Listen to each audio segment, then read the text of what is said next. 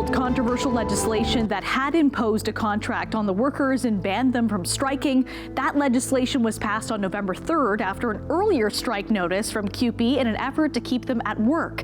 But thousands of workers, including education assistants, librarians, and custodians, walked off the job anyways, shutting hundreds of schools to in-person learning for 2 days. Today, the union said the province offered workers a $1 per hour raise for each year of the collective agreement, which would amount to a 3.59% raise. CUPE saying it is a win for workers, but a key sticking point of new student services falls short. Let's bring in Todd Canning, Area 3 Vice President of CUPE's Ontario School Board Council of Unions, covering Toronto, Peel, and York.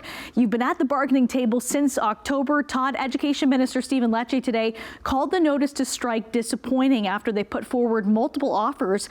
Can you explain to parents tonight what led to this point? It's not just about wages for us. It's much, much more. And right from the onset of everything that we have done in our pre-planning is that our mantra has been that we want services for students in the classrooms. It's at a point of desperation, and it's not any certain geographical area of this province. It's the entire province. All the school systems have been cut with resources that are so student-centric, and at the end of the day, it's our students that are suffering. And CUPE has always been advocates for our students. We want resources. We want a ECE in every classroom. There's classrooms that don't have that. So with the play-based learning, our little ones who are just coming out of a pandemic, and they need that social learning as a key part of their development, they're not getting. Laura Walton mentioned the call for more early childhood educators and custodians too. But Todd, what will take place leading up to the Monday strike deadline? Will the union remain at the table to try and negotiate a deal here?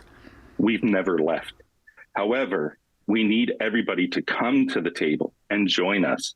It gets really lonely when you're looking at the same walls and nobody's coming to meet with you. And so we implore this government to come back and talk with us. They're saying they're there. Lecce's saying he's at a table.